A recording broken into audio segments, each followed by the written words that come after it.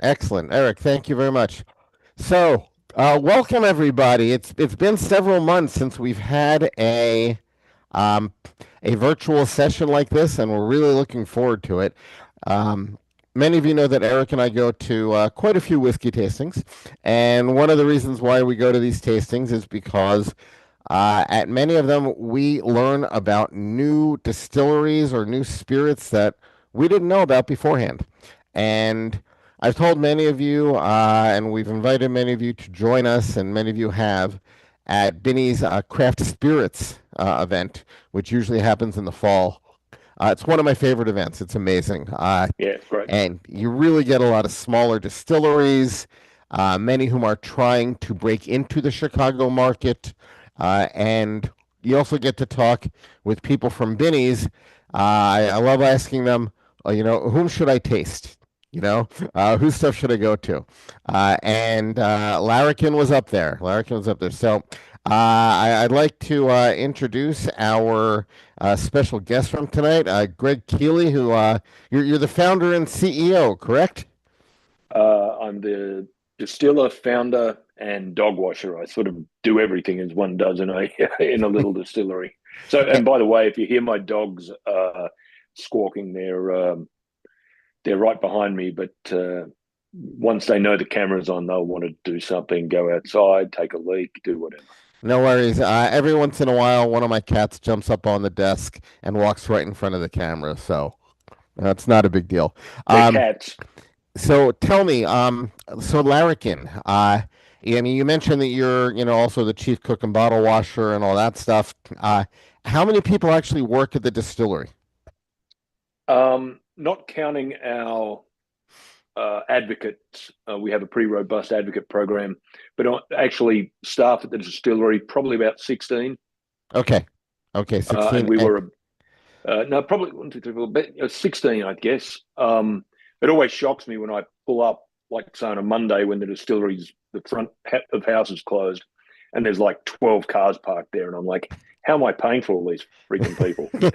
Um, but we've got a great little team, and I mean, this time last year there was, gosh, three of us, so Wow. or four maybe. But yeah, so it's been a bit of a suck it and see kind of year, but Right. we're getting there slowly. Right. And you're on the Bourbon Trail, right? I saw that on your Yeah, website. we Is that were we correct? were number 54 or 58. I can't remember. Um, uh, Invited onto the Bourbon Trail, which was for a little group like us, a little distillery like us, to be sitting alongside Four Roses, Buffalo Trace, Willet, and all these Heaven Hill, all these big guys was pretty cool. It's that, and when you go into a liquor store and you see, your little Larrikin kangaroo sitting right there next to, some Russell's 15 or something, that's pretty neat. Yeah, that must be great. That must be a very special experience the first time you saw that, I can imagine. Well, and every time I see it now, I just wonder why someone hasn't bought the bloody thing. So, Yeah. um, you know, Well, hopefully we're going to help you get the word out here tonight. So, by the way, I want everybody to know that we do have four expressions tonight. Eric and I have put the order of them in the chat. The first one is the bottled in bond bourbon, and I am going to be talking with Greg a little bit about the distillery.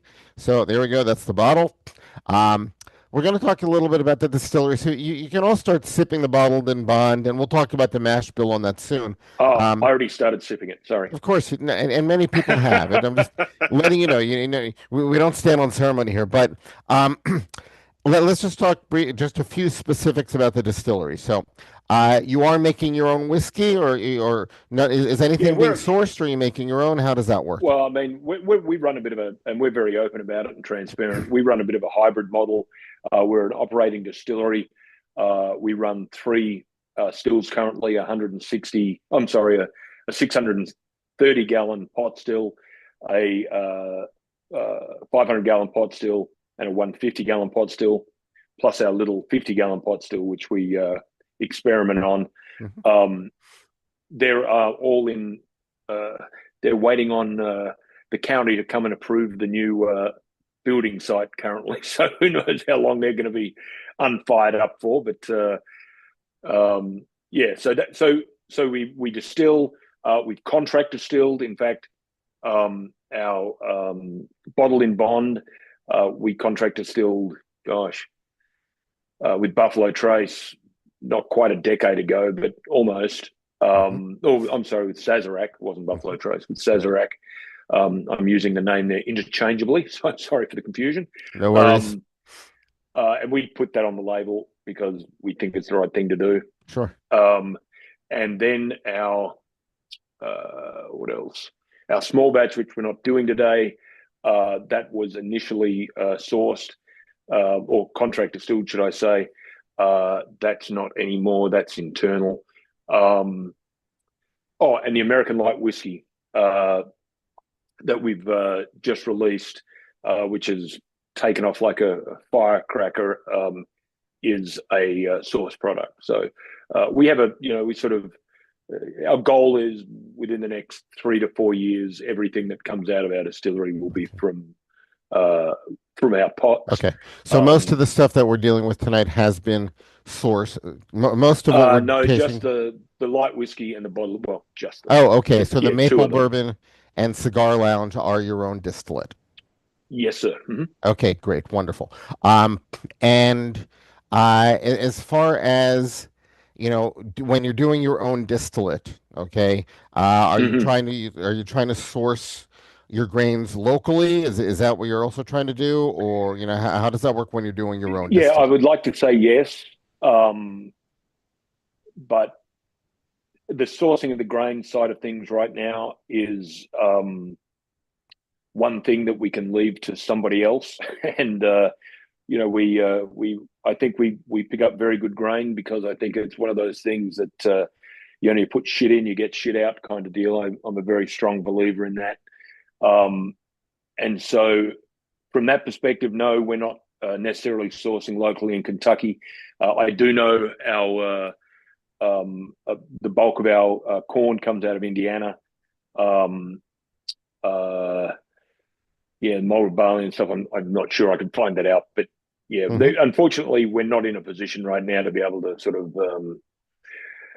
We just don't have the resources to be able to, you know, sort of go farm the table quite just yet. Oh yeah, of course not, of course not. I did grow some corn, and it was an absolute disaster and a debacle here on my farm. I don't think the deer even ate it. It's funny. We've spoken to many different types of distilleries here over the last several years, and some of them actually are from old family farms that were looking for another crop, not something else, another product to make. And they Right. had all this Yep. grain that they had been making, all these years. Um, and then there's another distillery that you might have met them, Highwire from South Carolina. Um, Don't think so. okay, well, they were at this, they were at Craft Spirits, and they actually found an heirloom corn from the colonial periods that they worked, I think, with Clemson University to repopulate that corn because they had heard that it was really good for making whiskey. So it's amazing the different ways that grain can end up in the bottles. Well, I've been kicked It's out of more universities that not much chance of me working with one right now. So yeah, no yeah, worries. but no, I love that sort of stuff. And we have 30 plus acres, 35 acres behind the distillery, which until we took it over, was a working farm. So our plan is this year we're going to be launching a pretty significant gin program using all Australian botanicals, and part of that equation is we're going to build a pretty big greenhouse so we can recreate the Australian heat and humidity to grow these botanicals like lemon myrtle and sea lettuce and things like that um, on the property for use in our gins. As for corn, we might put some more in the ground and and see how much I can screw it up this time, or I might get someone to come over and help me do it. I'm a really bad farmer if you haven't worked it out yet. Okay. So I'll ask you more about your background of the distillery, but let's talk about this bottled and bond. So, bottled and bond, This is it's your own recipe, but you had Sazerac make it for you, right? And Yes. okay, Well, and no, did they? they made the juice, if you like, and I hate that word, but they made the liquid. Um, we did all the blending, the maturation, all that sort of stuff. Okay, great. So you did all the maturation on your own site with your own barrels and all that stuff. Yes, Okay, sir. Hmm. right. And what is the mash bill in the bottled and bond? So you'll find the mash bill pretty much across our lineup is 75-21-4. We use that for a couple of reasons. It Now is was, that so that's 75 corn, uh 21 is that rye and then four is malted barley? yeah. So Okay. we always put our mash bills on the bottle because I think that's important. Hmm. I come from a wine background back home in Australia, and if you put out a premium wine and you don't know what's in it, no one's going to buy it. So that's the approach we've taken to it here. And so you'll always, on a Larrikin bottle, see our mash bill on the bottom. Got it. But by the way, I'm paying attention to the chat, and I've got to tell everybody that on the Larrikin website there is something called like our story, and it goes into Greg's background. But Greg, can you just give us the quick Reader's Digest of why somebody who's distilling in on the Bourbon Trail has an Australian accent? And I want to mention to people here that Good to meet girls. yeah. Um, so you're also ex-military. You were U.S. military, and you were also Australian military, correct? Yes, sir. Hmm. Okay, so Uh, tell us just a quick and dirty on this stuff. yeah, so the quick Cooks tour. I grew up in Western Australia, which is obviously the west coast of Australia, about 3 hours south of Perth. In a it's a wine region. The most well-known town is Margaret River down there. Grew up around that industry for for many years. As I mentioned before, I'm a really bad farmer, so making wine is 99% farming and growing grapes. So that wasn't for me. So I jetted off and joined the military and spent best part of 22 years, 12 years in Australia, 10 years here in the US with the Royal Australian Navy and the United States Navy. Um, and eventually you get too old and slow and fat, and they kick your ass out. And I thought, well, what am I going to do? So I went into a private equity firm for a short time. I was like their defense whisperer, and then through that I became involved with a couple of defense and intelligence startup companies. One worked, one was an absolute disaster, and I got sick of just the dog and pony show all the time. Um, we didn't know a single person in Kentucky. We just liked it here, and I just thought to myself, well, screw it, let's move to Kentucky. And the intent wasn't to actually open a distillery when we moved here; it was just to move to Kentucky. Um, but you get the bug gets you pretty quick, and I'd been distilling off and on for quite a few years, and more not as a hobby, but uh, yeah, or like a really expensive big hobby. Let's put it that way. And so that was sort of gave us a grounding. And here we are. 2 years ago, we were in a little shop front in Lawrenceburg on the main street of Lawrenceburg, Kentucky.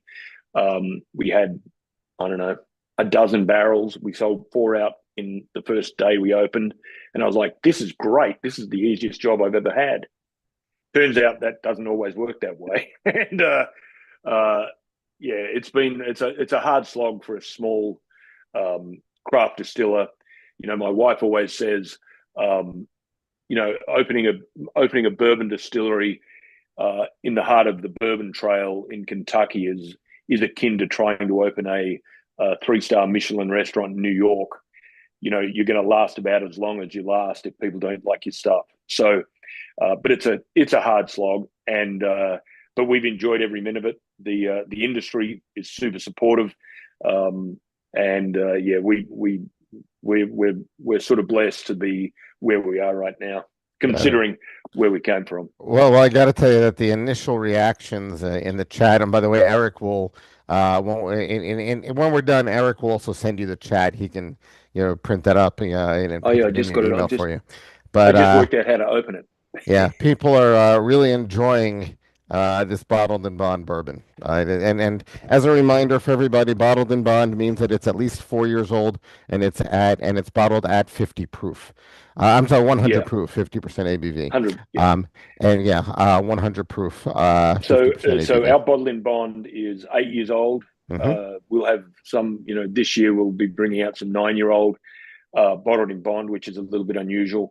Yeah, This is my favorite bourbon that we make. Why? I just love it. I being in this industry now, whenever I go to a bar or someone comes in or at the distillery, people are like, what do you drink when you go to a bar and they don't have your stuff or you go out, whatever. And I always just say Wild Turkey 101, yep, because to me, that's the archetypal bourbon. It's the proof I really like. And it's nothing flash, and it's how bourbon to me should taste. yeah, So what I tried to do with our bottled in bond is not recreate Wild Turkey. It doesn't have the profile at all of Wild Turkey. But to me, this is bourbon how I want it, how I yeah. think it should taste.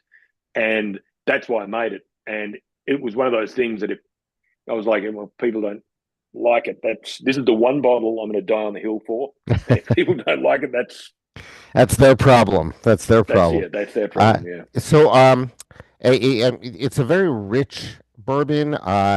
I presume you have some good char on the barrels that you're using. It seems like we got some nice Yeah. Nearly heavy all of char our coming in barrels are here. four charred. For char? Yep. And we use the other thing that's a little bit unique is we, by and large, depending on the whiskey, use French oak as opposed to American white oak. So that Interesting. comes out of my sort of previous life. Yeah, that's the Uh, wine background speaking right there. yeah, yeah. Where we've it was just one of those things we did out of the gate. We kept doing it. Got it. By the way, I know that we were talking about this at the Craft Spirits event. Um, Are all of the expressions we're tasting tonight available at Binny's yet, or Yeah, they should what all be. they should all be? Yep, Okay, great. yep. And and this one, just does anybody have any idea how much this bottle would cost at Binny's right now? I did not look that up. My guess is it would be. It depends. It depends where you are. My guess is be around $80. Okay, all right. By the way, somebody just said that he didn't find it on Binny's site, which means that maybe we'll all have to look again just to double check, make sure it's there or not. Um, Yeah, they've definitely bought it because we've shipped it to them. So maybe it just hasn't made it to the okay. website. By the way, I've experienced that with Binny's myself, that sometimes they get stuff and then it doesn't, it takes them a while to get it on the shelves and also get it on the website. So that could It's definitely be an issue. it's better than the in Virginia, which is a control state, or a state run. They've had a couple of pallets of our product since probably June of last year. It's still not on the shelf. Oy. So yeah, so Binny's is a big company, so I don't doubt that there's some Yeah. stuff. But yeah, But that's uh, the plan. The plan is yeah, there, the relationship is there, and it is going to happen. Okay. Illinois is our biggest state now already Oh, after really? just a Wow. few months. Yeah. Oh, that's great. That's wonderful. Um, so let's go on to expression number two. Okay. Expression number two. This one is the maple. Okay, the American maple. So this is the same 75, 20, Yep. 70. Let's see, what were those numbers again? 75, 21, 4. 75, 21, 4. So same 75, 21, 4. What is it about this that makes this maple? Are you aging this? Is there like a secondary maturation in barrels that had maple syrup in it, or is it Yes, maple sir. wood? Okay, so it's Yeah, no, maple syrup. we don't add anything to anything. So this is our standard 6-year-old proof down to 86 proof. We proof it in the barrel, and what we do is we send used Larrikin barrels that we've already dumped up to a small family-run maple farm in Wisconsin, um, and they create what would you call it, a barrel-aged maple syrup, which is unbelievable. We sell it at the distillery, believe it or not. Okay. So they create that. Once those barrels are dumped, we take the barrels back and fill them with the same whiskey that was in them before we sent it up. So we've tried to do, well, we think Okay. we do. Wait, so I then don't know if okay, our records are that good. so it's a 6 year straight bourbon that you then finish in the maple syrup barrels?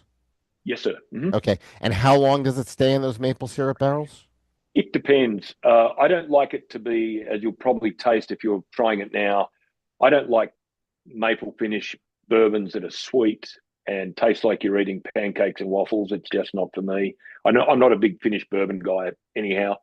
So what we've tried to do is have the bourbon shine through and just have a hint of maple on the back. Right. So these could be in the barrel for, depending on how Okay. wet the barrels are, 2 weeks Okay. to a month. Not All very right. long. So I got to tell you, this one really surprised me because I I have a lot of ryes on my shelf. Okay, I have a whole rye shelf, and when I first nosed this, I actually thought that this was a rye, and I had to double check the bottle. I had to double check the sample. Okay, um, there's something about I don't know what it is about this that 25 per that the 21% rye that's in here is really shining through. Have you heard that before? Have other people totally told you that? Because Yeah, I'm really most of getting it our from this.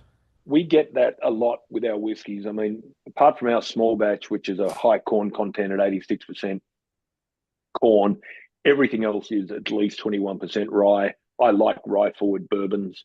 Um, I like I just think it adds quite a lot of complexity. So I'm glad you find that in there. And I'm hoping that it's not sweet, because I just don't like sweet whiskey. Well, okay, first of all, whether it's sweet or not, people like it. Okay, so that's important. Okay, people are commenting here that they like it. They really like it. Is this the same rye that's in the bottled and bond? Is it the Yeah, same this is all strain the of rye? same. Yeah, same whiskey. Yep. Fascinating. Yeah, I got to tell you, this is fascinating to me because the bottled and bond, which is a slightly higher proof than this, I believe. Okay, um, the bottled and bond, obviously, it's aged longer in a heavier char, so maybe that somehow mutes the rye or something. That there is, I don't know. The rye is No, really shining these are through in the here, same char barrel.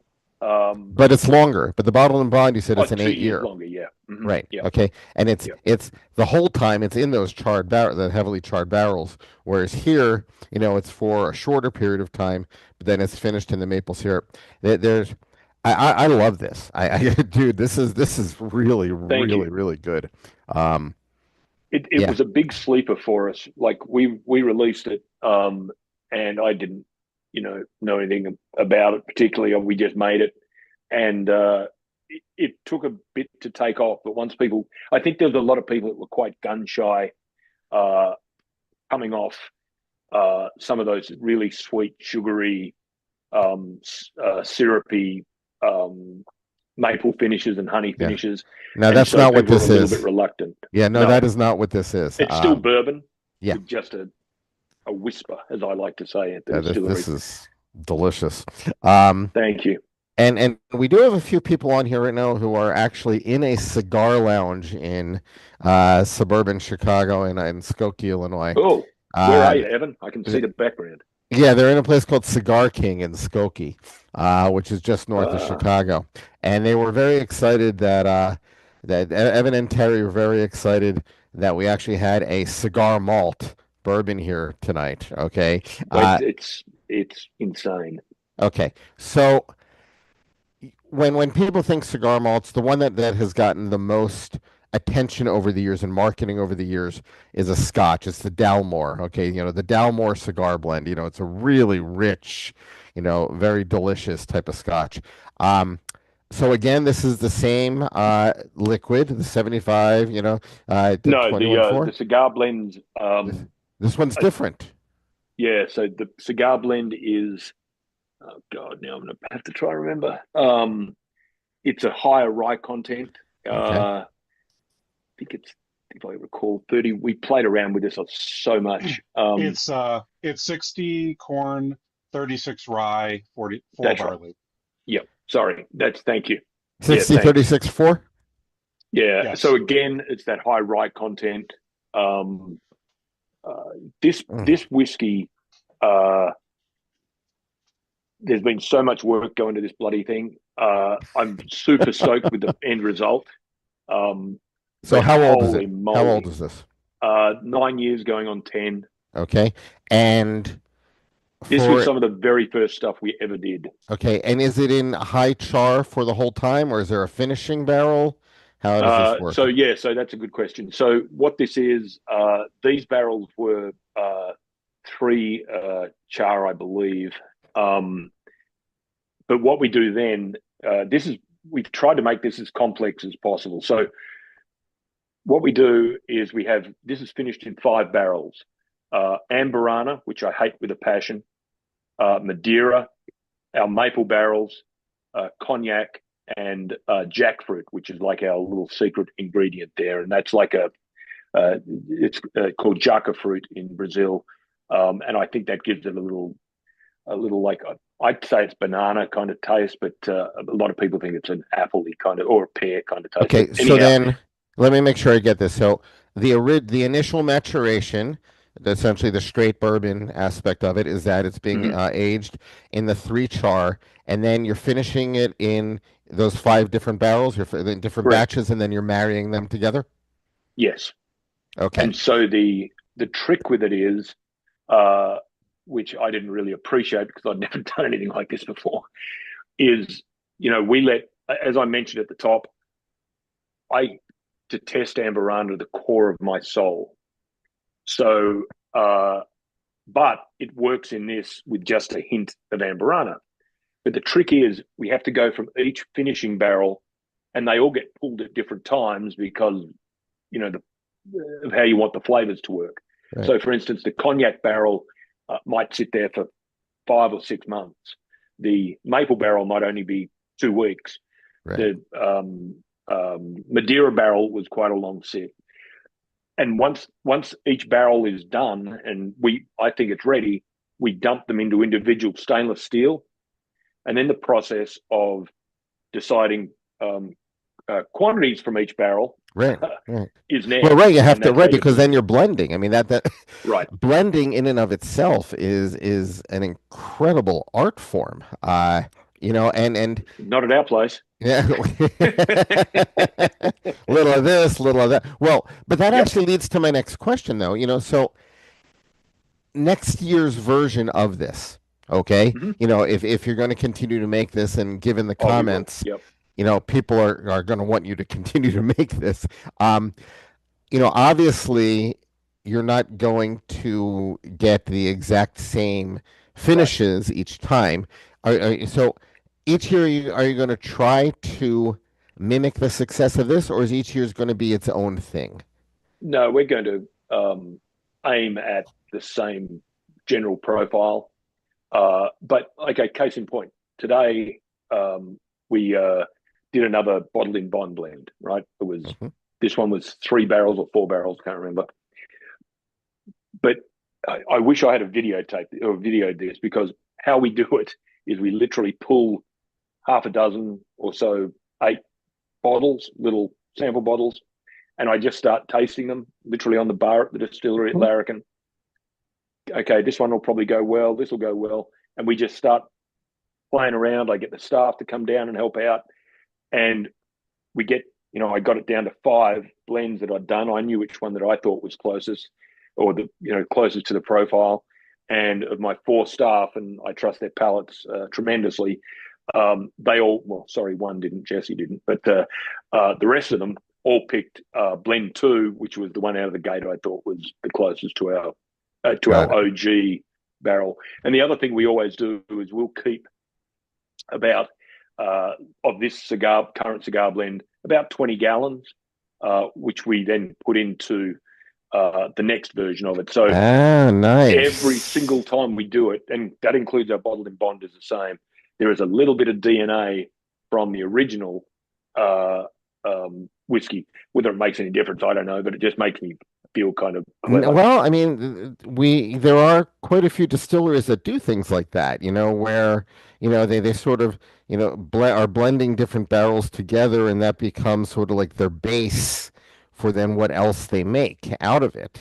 So you're not the only ones, who are doing something like that. I mean, this is fascinating. Before we move on to the next one, somebody asked, what exactly you said, Jaka? I'm What I'm is just that? reading Ariel's comment right there. So jackfruit, well, it's called jackfruit. It's actually got a longer name than that, but I can't pronounce it, so we call it jackfruit. And it's not actually the fruit that's in the barrel; it's the wood. It's a Brazilian fruit. Here, the closest thing is jackfruit. If you've ever seen the Hmm. big ugly things, it's a very close cousin to that. But the wood is really porous and it's really quite sweet.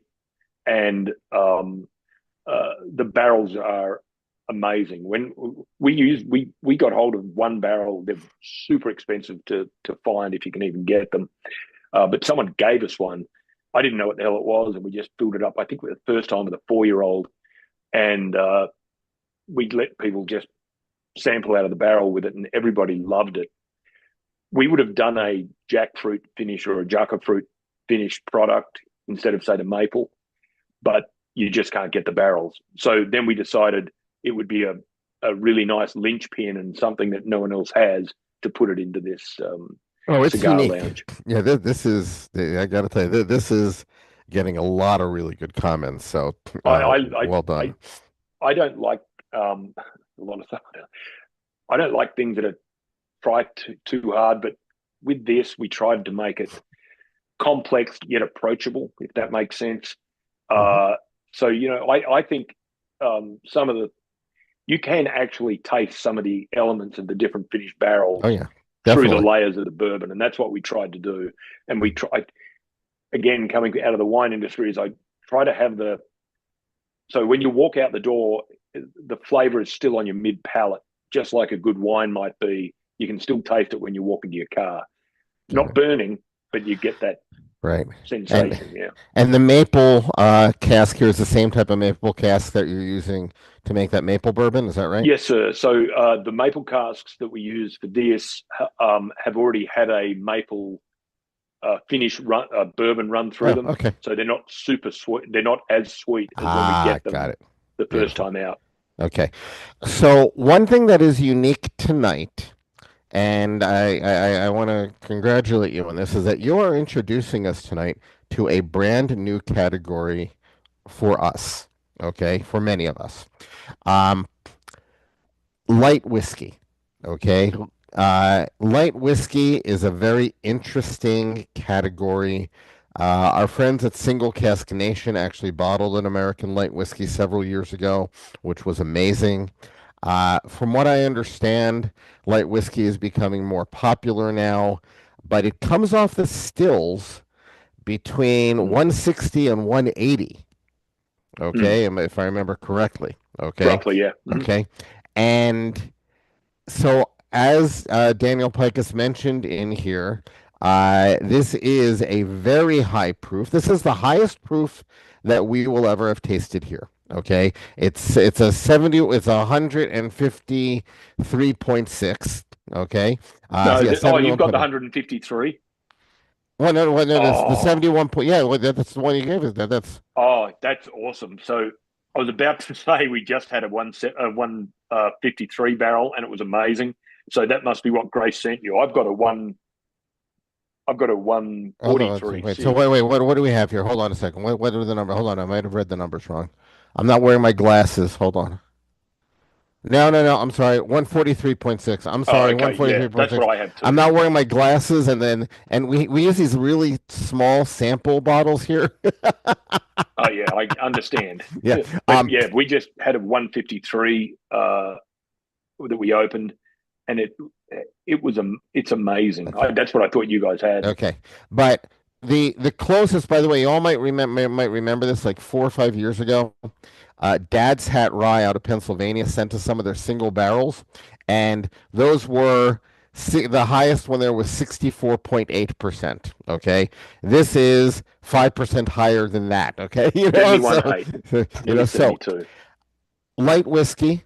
Okay, tell us, yes, Eric, yes, you do need to increase the font size for me, or I just need to wear my goddamn glasses, is what I really need to do. So, We'll get you an light audio whiskey. book. Yes. Why are you making light whiskey, which is a category that, doesn't necessarily sell a lot yet? Why did you decide to make a light whiskey? And by the way, Yeah. is it the same mash bill? No, so this is a pretty unique mash bill for a light whiskey. Generally, and light whiskey is the most stupid name for these whiskeys you could possibly imagine, but nonetheless. So our American light is 85% corn, 15% malted barley. Generally, light whiskies come in either 95 corn or 99 corn and 1% and 5% respectively. Okay. This is a 7-year-old. These will become 8-year-old this year. And I believe, and this might be 100% wrong, but I believe we're the first people to ever bottle a single barrel cask strength light whiskey for retail sale. Wow.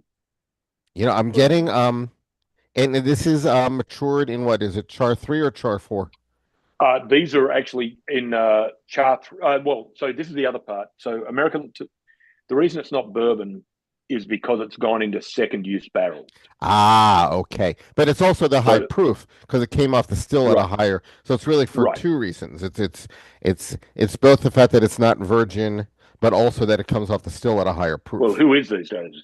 You know. Right. Ha ha ha. Well done. So what is this aged in? These are American white oak. Actually, yes, these are American white oak. I believe, if I recall, they were all at 3 char. They Okay. may have been 4 because I'm it is getting, quite dark for a light whiskey. you know what I'm getting? I'm getting pecan out of this. I'm getting like a lot of pecan. There's something like, oh yeah, nutty. Yeah, no, yeah. Yadida commented on here, really nutty. I agree with you, Yadida. There's something like very nutty about this stuff. Oh man, this is good. So the deal with light whiskey generally is you use it as a blender, right? You use it to add a bit of spice or a bit of poke to a whiskey that you're going to put out. We opened the first barrel of this, and there's no word of a lie. My production manager, Mike, I said, bring me down one of the light whiskeys. We're going to see what we can do with it. Brings it down, and I got sort of a bit snippy with him, and I said, look, dude, I told you to bring down a light whiskey. He's like, I did. I'm like, no, you didn't. So I, of course, march up to the still house or the barrel house to prove him wrong. And he had indeed brought down a light whiskey, but it never didn't taste like any light whiskey I'd ever had before. And so he then opened up another 3 or 4 barrels, and they were all as good. And we made the decision, we got enough, even a half a dozen of these, like I think we got 100 barrels of this or thereabouts. If half a dozen or 10 of them are this good, that's enough to bring out a SKU, a product. And they've all been, we haven't had a bad one or too hot one yet. I've been astonished. You could knock me over. This is so. First of all, I want to thank you for introducing us to a new category because we haven't had it. A lot of times, I think the word light turns people away because a lot of Oh, people it's like so big stupid. flavors. It's a stupid name. Yeah. Okay. There's nothing light about this. It's a full flavor and it is hazmat, so you got to be careful. I But this really like is, this whiskey. uh, yeah, no, no. So the name, so the category light whiskey, it's that it comes off the still at a higher proof, right? I mean Correct. that's really its first issue is that it's coming I off the know its still at a first higher issue proof. is a secondary barrel. So effectively, American light whiskey is Canadian whiskey because the Canadians use secondary barrels pretty much for everything. What you'll find with the Canadians is they'll use a barrel, I don't know, half a dozen, 10 times, Hmm. whereas we use the barrel once after its Right, first use right. because otherwise you lose too much. I mean, you're not going to get a Canadian whiskey that at only 7 years old is that color Right, because they've exactly. used the Yeah. barrels too many times. No, this is incredible. Um, but by the way, I know that you mentioned that Illinois is your largest state. Yeah. In So about 2 months, they happened. wow, that's incredible. We drink a lot here. What other states are currently carrying Larrikin? Yeah, so it's been a big year. So this time last year, we were in two states, Kentucky and Wisconsin. Wisconsin has been our biggest state for a year. As of today, we're in 15 states across the Commonwealth, across the country, um, plus Marine Corps exchanges, Navy exchanges, Coast Guard exchanges around the world. And, those states include New York, California, Texas, um, Indiana, we just launched into, New York, we just launched into. Are you in Um, Pennsylvania? Somebody's asking if you're in Pennsylvania. Not yet, but Okay. How our about distributor in, Massachusetts? no, we haven't really gone up to the Northeast that much, although our distributor out of New York State is going to take us in the next quarter into both New Jersey and Pennsylvania. So we Oh, should be in great. So you will be Pennsylvania there. pretty Okay, soon. Yeah, excellent. Yeah, because yeah. our core here, most of us are from the Chicago area, but people have, we do have people out in other parts of the country. And bless you. Sorry. How about Missouri? Are you in Missouri? No, Missouri has been a bit problematic. We thought we had a distributor set up there that fell over, so um, we've got to go back to the drawing board with Missouri. But one of my best friends lives in Missouri, so I have to get it up there sooner rather than later. Nice. Okay, wonderful. So what I want to do right now, I actually want to ask you one more question before I then ask Eric if he has any questions, and we open up to everybody else. It has been very well reported over the last several months, especially about the challenges that many distilleries have been having. Many of them, especially the ones that are owned by the big boys, have been shutting down production because they have way too Right. much inventory and all that stuff. Um, to a certain extent, a small company can weather that better if they're well capitalized. Okay. Um, I'm just curious, given the current state of the industry with people slowing down production, how are you guys doing? Yeah, that's a really good question. It's one we get asked quite a lot, obviously, be it journalists or whoever. And I think you categorized it well in that, the big sort of players didn't read the room very well during COVID. They thought the gravy train would keep going forever, and so they just started making product hand over fist, and now they can't move it. Then with the tariff and all this craziness with exports, if you look at a big company like, and I'm making these figures up now, but I think they're relatively close to the mark. You look at a big company like, say, a Jim Beam or a Makers or a whoever, at least 50% of their revenue is coming from export. So if all of a sudden that literally stops overnight, uh, that's a lot of whiskey that you got to make up for. Mhm. And so they're hurting, and I feel for the folks that work there that are being furloughed and laid off and stuff like that. On the craft side, things are a little different.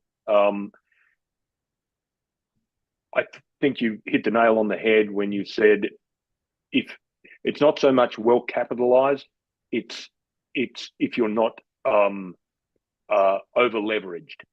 So Sure. what you're seeing is a lot of small distilleries who may have be non-distilling producers or whatever it is have gone out or they're distilling producers and have gone out and bought the new still set up for $1 million, and they've built this and they've built that, and it's all on the bank, and they might have taken that loan out for 3% 3 years ago when the going was good and you could lend against barrels and things, or they were paying $4,000 to $5,000 for a barrel, which is now worth $800. And if they've got bank loans, they can't service them. And that's where you're seeing the damage happen at craft level. Fortunately for Larrikin, we don't have any debt. We've been very careful. Our stills were all secondhand. No, hang on. pre-loved, not secondhand. Um, we really shopped around. Our very first bottles we put out was during COVID, and we just used whatever bottles I could find cheap to put product in, to put liquid in. And we've just, I don't think we bought very much, certainly no major equipment, including boilers and chillers and stills and all the stuff that we bought, that all on the second or on the secondhand market. And the sad thing for a lot of folks is that a lot of that equipment and things that you couldn't even find 3 or 4 years ago is now cents on the dollar because people are trying to get out from under, which Right. is not a great situation for the industry. But I think if you haven't overcapitalized, or you've really done your sums properly, and you haven't based those sums on market conditions of 4 or 5 years ago, from the craft perspective, you can still be in pretty good shape. The visitors are all still there. Our distillery is way busier than it was this time last year. Obviously, our market penetration is great. Wisconsin still drink a lot of bourbon. You know what I mean? So there's still that demand. There's still the tourist market thing. We're feeling really bullish, and I know a lot of my cohorts particularly here in Kentucky that I know, I feel really bullish about the market for craft distillers. It certainly helps that we're next door to Wild Turkey on the Bourbon Trail, but that's the luck of the draw there. Yeah, no, that's great. All right, so wonderful. Thank you for answering that question. Eric, can you please unmute? Do you have any particular questions you'd like to ask Greg? First of all these were absolutely amazing. I appreciate you're sending us samples and joining us for the Oh, my call. pleasure. Um, Got to say, the cigar lounge is so complex, and you okay there? That went down the wrong way. Um, there's so much going on with the cigar lounge. Since you are bringing so many barrels together, do you let it, after you blend it, do you let it rest for a bit to like Oh, absolutely. settle out, and Mhm. or are you Mhm. doing it in like a stainless steel, or are you putting it back in a barrel? Oh no. So once we pull the finished barrels, the 5 different barrel types, once they're ready, we put them in individual stainless steel, and then we start making the blend from that. So once the liquid is ready, we don't let it oversteep, if you like. We pull it out and then wait for the other components to be ready, and then we start blending it together Oh, got it. in Okay, so stainless steel. got it. Okay, so you're pulling each of them when they're done, Yep. putting them in stainless steel to hold it, and then after you blend it all together, are you just letting that marry for a bit to make sure that Yeah. that So, the ratio is and that's a good? And that's a great question. Yeah. So we will never, even when we do our first blend, we'll never.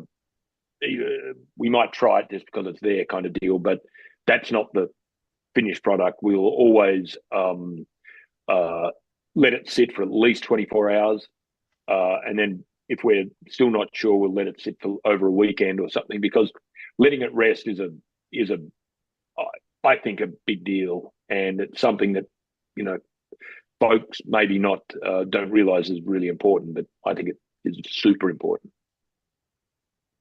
thank you, appreciate Awesome. it. Wonderful. So, I'd like everybody to remember that for the Q&A to please go to the, reactions thing and raise your hand.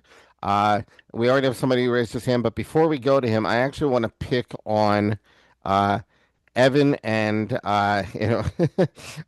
so Evan and Terry. Okay, so Evan and Terry are at a cigar lounge in Skokie. They're at a Cigar King. So Evan, Terry, if you could unmute, Evan and Terry, if you could unmute and tell us about the cigar malt that we had here, the cigar blend bourbon that we had, and how it paired with whatever you're drinking. If you could unmute. Evan, you're still muted. Evan, it's Yeah, a there little we go. unmute There we button. go. There There we you go. go. Okay. I unmuted the computer and not the Zoom. Yeah, it paired very nicely with my Maduro, which was very good. The flavors were amazing. I mean, it didn't taste. So I was expecting it to be smoky, but the floral, it was like lilac. I mean, it just tasted like being outside in the summer. I mean, it was an amazing, unexpected flavor. Really robust, full flavor, and terrific. Went great with the cigar. Yeah, yeah, Wonderful. yeah. That's It's great. perfect with this Thank you for atmosphere. that, you guys. Oh, thank you. I love cigars. So Larrikin has the only walk-in cigar humidor on the Bourbon Trail. It's a pretty good sized humidor. We take the cigars Yeah. very seriously. We have the only dedicated cigar lounge on the Bourbon Trail at Larrikin. So you can come in and sit inside and have a cigar and your whiskey or your cocktail. And then we're just putting the finishing touches on our patio for outside, which will allow you to sit outside in some Adirondack chairs and smoke cigars all afternoon. And you guys are the first to hear this. I'm putting little phones out on the patio so guests can buzz into the bar and annoy the shit out of the staff and make them bring them drinks. The staff don't know that yet, but hopefully none of them are watching because they're going to be really quite miffed at me, I think.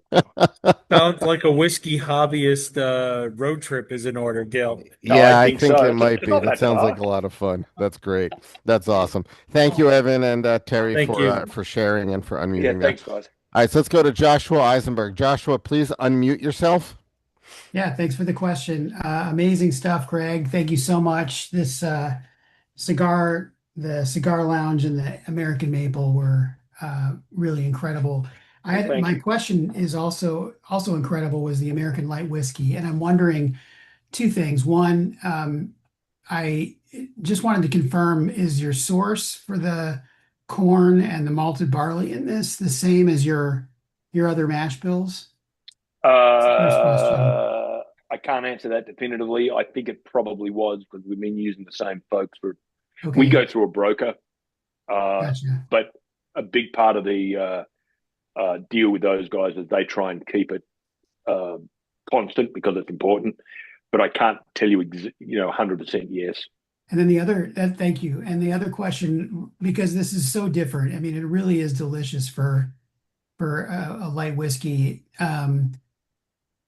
And so how do you cut it differently in any way? I'm just like trying to get over the character in this. I mean, you said it's it's secondary barrels, so that's obviously going to Right. make an impact. But this is so Well, different no, and smooth. it's aged in secondary barrels. That's where it goes into it. Look, I'm Joshua. I'm as surprised as you are. I don't know what the answer is. We were shocked. That's why I was going to fire Mike for bringing me the wrong bourbon. The wrong whiskey, and he brought me the right whiskey. So this was an absolute shock and surprise for us, and a very pleasant one because I've never really had I've had some really good Canadian whiskeys, but I've never really had an American light whiskey before, and I genuinely enjoy this. You put the light whiskey into a really pared down old fashioned. It's amazing. Awesome. Thank you so much. Appreciate it. Hey, Josh, thank you. Appreciate it. So at your distillery, I assume that you make different cocktails with your own whiskeys, right? Yes, sir. Okay. And do the bartenders make those recipes, or did you work with with a few specialists to come up with your own recipes? How did you do that? Yeah, we don't work with any specialists or do anything clever like that. We've got a really good bar staff. More than half of our little team are veterans, military veterans, or first responders, including healthcare or police officers. So, and some of them had very little whiskey experience when we hired them. But we've got our tasting room staff is fantastic. We give them their druthers to get out and about and try to make stuff. I could be sitting at my desk up in up in the still house at 10 o'clock on a Tuesday, and one of them will trot up with a couple of cocktails they've come up with. By and large, they get the big thumbs down. They get voted off the island. But a couple of, every so often, there's an absolute cracker, and we put it on the menu. We had our tasting room at Larrikin is more like a bar vibe. It's really chill. We have music playing. It's got a concrete floor. It's quite dark, and so it really lends itself to cocktails. And I really wish they're all named after Australian famous in Australia song titles, which no one in the US, as it turns out, knows any of except the ACDC well, ones. larrikin is an Australian word, right? Yes, it's a slang term going back to the 1800s or late 1800s, and it means someone that doesn't follow the rules. They defy convention, but do it with a smirk on their face, and then ask for forgiveness afterwards. I love it. And we've So had a that's sort few of us. people we've had a few people commenting about fat wombat. Yeah. So what Fat exactly Wombat, is fat wombat with respect to Fat larrikin? Wombat is our white spirits. We make 4 or 5 gins and a couple of vodkas, including a barrel-aged gin and a barrel-aged vodka. I think and look, between us bourbon people, I could give two shits about vodka, but it's easy to make and people want to buy it, so we make it. Apparently, we make good vodka. The girls were all excited that we were making vodka, and they made me come and try it. And I was like, "This doesn't taste like anything." And they looked at me like I was a stupid idiot, and were like, "Greg, that's the point, you stupid idiot." Anyhow, so we still make it. We make gin a little bit differently. We make it in what's called the modern Australian style of gin. And what that means is there's very little juniper. We have just enough juniper in it to qualify as gin. And everything is, all the botanicals are all Australian botanicals that we import from Australia. And that was what I was telling you about the greenhouse. We're going to start growing those ourselves. And I think the opportunity for the gin market, I love gin personally. It's the first thing I ever distilled back at home when I was probably 15. I love gin. Well, Dad was making it, and he was like, "Can you do this while I go and work on the winery," sort of thing.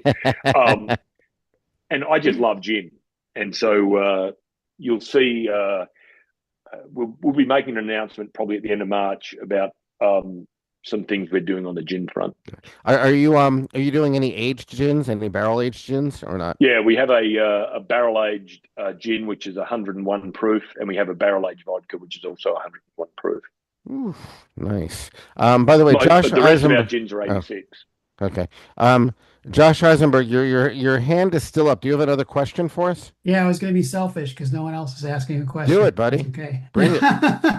So I was really curious about these Amburana barrels Yes. that you're using. So one question, just out of curiosity, Greg, is you said you absolutely hate Amburana. So I was curious about why.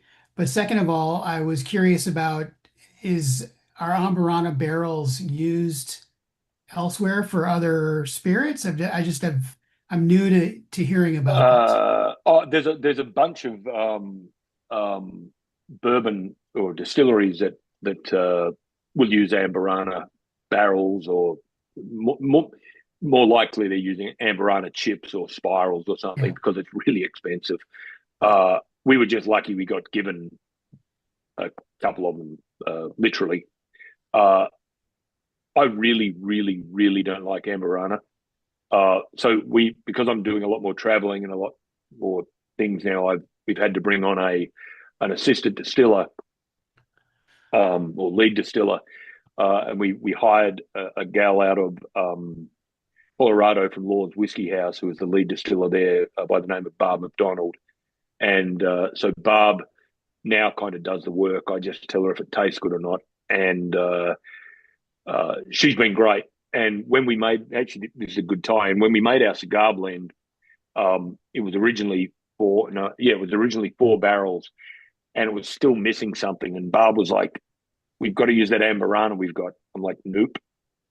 So she made it anyhow and didn't tell me, and then said, try this. And I smelt the Amberana straight away. And I was like, I'm not going to like this.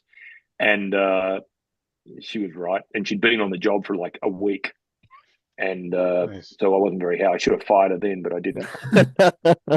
I'm glad you didn't. It's delicious, and Yeah, No, I am. it's interesting how She's also something a in chemist. like moderation works really well. I saw Bill your comment about other bourbons being an Amburana, but not necessarily very good. So Yeah, there's a couple like if you like Amberana, like some people swear by it and they just try and seek it out. I just think it's too overpowering, and I just don't like the taste. Got it. thank you. I actually want to ask Michael Nolan. Nolan, if you could unmute for a second. So, Michael, one thing that you've done over the years, you have, if I remember correctly, you have purchased almost everything that Single Cask Nation has bottled over the years.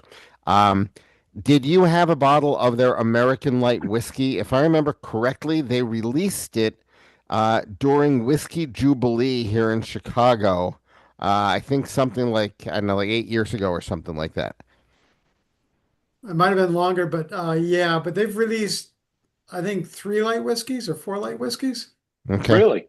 Yeah, so they've been all MGP. Okay. So, Okay. but yeah, they've done, I think, three or four. Got it. And how And did you like them? I'm a big fan of light whiskeys. I think they're really interesting. Got it. Yeah, Yeah. my I've changed my mind over them in the last 12 months. I Not just from agree. now. Calling it light whiskey is what I think throws a lot of people off. It's what kills it. Yeah. Yeah, but you know, it's got a kick no matter, especially if it's cast strength. It's got a kick. So Yeah, well, next time we do this, I'm going to make sure we have 160 proof or 159.5 proof of this too. But it doesn't drink hot at all. That's the yeah, crazy right, thing. right, right. It drinks about the same as this. Got it. And but I have no clue how it worked and how it happened. It's just, Yeah. that's And the brother, Well, I whiskey you know that mentioned, sorry. Seagram's was really pushing it in the it's probably in the 80s and 90s when they were trying to compete with vodka. Scotch. No, Oh, not when they were trying Scotch. to do light. It was more of the youth at the time drinking more vodka drinks. So Mm. they're using this as a trying to compete with that and use it more for cocktails. But it Interesting. never really took off, and so that's why very That's few the people name. really know about it. Yeah, well, this Udita, is what are you good. drinking over there? I'm sorry. Oh, was she listening? I was just seeing what Udita was drinking. She had a huge big glass, and it looks like she was drinking out of a fishbowl. You did what are you drinking? Sorry, I've broken a bunch of my glasses. This glass is the American Light. I was trying it with some water, which I thought brought in a little bit more fruit, but it's still tasting like pecans cooked in a sugar syrup. Not the sweetness, but the flavor profile. The pecan, that roasted Yeah. pecan thing. Yeah. Yeah. Yeah, great stuff. But by the way, Greg, when you do ever get up to Chicago, depending on your schedule, let us know because we can also try to arrange an in-person thing, a little get together. Oh, look, Okay. I get to Chicago probably, well, okay, back up. I'm not coming to Chicago in February. So I may be Don't coming to blame you. Chicago in the first week of March. Okay. I think that that probably wouldn't work for us right now, although Eric and I can talk about that. I'm actually going to be in Israel the first week of March, but I don't have to be there. Eric can run it, but we can figure something out. But let Well, us I'm just going know. to go with Evan and the guys and go and smoke cigars at the cigar place. Evan would probably be happy with that, very much so. And he has a good backyard for smoking cigars too, so that's good. So anyway, we are now over our hour. So what I want to do right now, and Thanks, remember Josh. everybody stick around because we're going to adjourn to the after party. But before we turn off the recording, I would like everybody to please unmute yourselves and pick up whichever dram you feel would resonate the most with you right now? I'm going to the maple. There's something about the rye and the maple that's just shining Well, through you're for just me. a sweet guy. Thank you, Yeah. man. I appreciate that. You know, it's like You don't know him. Anyway, everybody, please join me in saying cheers and thank you to our very special guest, Greg Keeley from Larrikin. Greg, Cheers. awesome. Thank you very much. Cheers. Thank you so Cheers, much. everybody. Thank Greg, you. do you have And any please, final words for the recording before we turn it off? yeah, if you're going to come down to Larrikin, well, if you come to Kentucky, I'll be kind of pissed off and personally offended if you don't come and visit Larrikin. We're right next door to Wild Turkey. Mr. Russell, Jimmy Russell, sends people down to us literally every single day. So just reach out through Gil or however you need to get hold of me. Shoot me a text or call the office. Make sure you say we did this live today, and we'll show you around. Maybe go and drill a barrel or two in the back. Oh, Road trip. lovely. Road trip. Road trip. Yeah, I think we can do that. Thank you so much. It's a This has quick been one. great. Really just a wonderful session. Everybody, please stay with us. Eric